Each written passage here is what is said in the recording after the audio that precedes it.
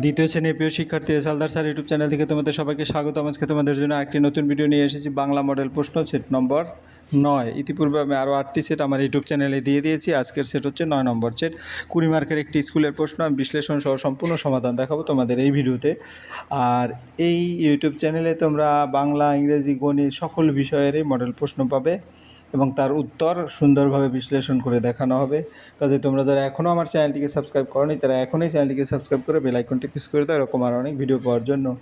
আর এই প্রশ্নটি রায় ও মার্টিন প্রশ্নবিচিত্রার থেকে নেওয়া, হুগলি কলেজিয়েট স্কুল। আমার এখানে দুটো স্কুলে এই প্রশ্নটি এসেছে, হুগলি কলেজিয়েট স্কুল আর হচ্ছে তোমার কালীকৃষ্ণ প্রাথমিক বিদ্যালয়। তাহলে আমরা ফুল প্রশ্নটা যদি একটু দেখি, এখানে ফুললি প্রশ্নটাই দেওয়া আছে। তা প্রথম প্রশ্ন যদি বলি, এখানে যুক্ত তোমার হলো যুক্ত বর্ণ করতে বলছে, যুক্ত বর্ণগুলো ভেঙে দেখাও। তাহলে যুক্ত বর্ণ ভেঙে দেখাতে বলছে। তাই প্রথম যেটা হচ্ছে গিয়, গিয়র যুক্ত বর্ণ হচ্ছে গঠিত হয়েছে জ এবং ইও মিলিয়ে গিয় হয়েছে, ঠিক আছে।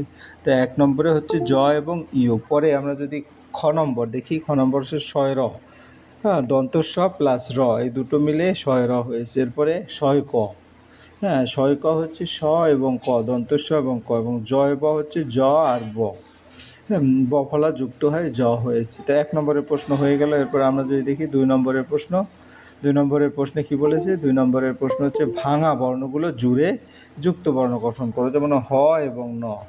আমরা আবার দেখি হ যোগ ন এবং হ যোগ মূর্ধ ন, দুটো আলাদা। তো হ যোগ দন্তন্বয় হয় হলো ন যুক্ত হয়ে হয় ন যুক্ত বর্ণ, এবং হ আর মূর্ধন্য মিলে হয় নিচে হয় ন যুক্ত হলো হয় না, ঠিক আছে। এরপর আমরা 3 নম্বরের প্রশ্ন দেখবো। 3 নম্বরের নিচে যুক্তাক্ষরগুলি ব্যবহার করে একটি করে শব্দ লেখো।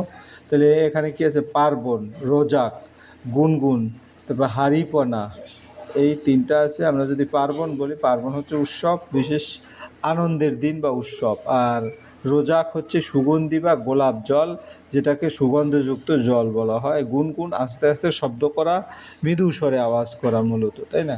আর হাঁড়িপানা হচ্ছে রান্নার বাসনপত্র, রান্নাঘরের জিনিসপত্র।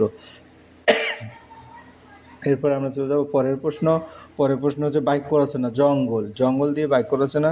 ও 4 নম্বর লয় ল, নিচে যুক্তাক্ষরগুলি ব্যবহার করে একটি করে শব্দ লেখো। লয় ল এবং শয় ব যুক্ত অক্ষর, যেমন লয় ল দিয়ে হয় বল্লম, ল ল যুক্ত অক্ষর ব্যবহৃত হয়েছে, এবং শয় ব দিয়ে হয় স্বাধীন, শয় ব যুক্ত অক্ষর রয়েছে। এরপর আমরা চলে যাব তোমার 5 নম্বরের প্রশ্ন। 5 নম্বরের প্রশ্নে কি বলছে? বিপরীত শব্দ রাখো, পাকা এবং হাসি। তো পাকার বিপরীত শব্দ হচ্ছে কাঁচা, আর পাকার যেটা আর হাসির বিপরীত হচ্ছে কান্না। এরপর আমরা যাবো 6 নম্বরের প্রশ্ন। 6 নম্বরের প্রশ্নে কি বলছে? বাক্য রচনা করো জঙ্গল। বাক্য রচনা করতে বলছে জঙ্গল দিয়ে। তাহলে জঙ্গল হচ্ছে কি? জঙ্গলে অনেক বন্যপ্রাণী থাকে। তারপরে ব্যাখ্যা, জঙ্গল শব্দ ব্যবহার করে এই বাক্যটাই তৈরি হয়েছে। এরপরের প্রশ্ন হচ্ছে তোমার শব্দ তৈরি করো। ক্ষীয় যোগে একটি শব্দ তৈরি করো, রফলা যোগে একটি শব্দ তৈরি করো। তো ক্ষীয়তে ক্ষতি এবং রফলা যোগে হচ্ছে ক্রিয়া, পরাফলায় রসি অন্ত্যস্ত ক্রিয়া। হ্যাঁ, এরপরে আমরা চলে যাবো পরের প্রশ্ন। পরের প্রশ্ন হচ্ছে তোমার 8 নম্বর শূন্যস্থান।